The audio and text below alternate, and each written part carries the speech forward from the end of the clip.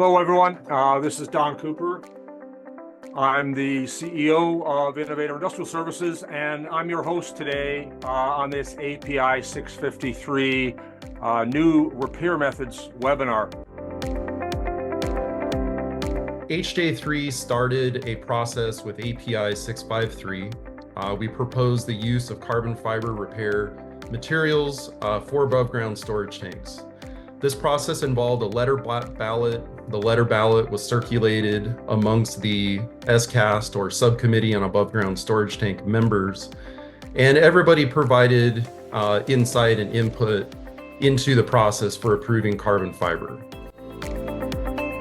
Some of the forged bonding solutions that we have can deal with some of the tensile strength limitations for some of those locations with carbon fiber. And what you'll see as you work with us is we'll be able to offer you hybrid solutions with tank wrap and with forged bonding in a unique way to deal with some of those challenges. So we do have other solutions that can augment each other in terms of the most optimal solutions, whether that's carbon fiber and tank wrap or forged bonding for some of those areas where there are tensile strength requirements.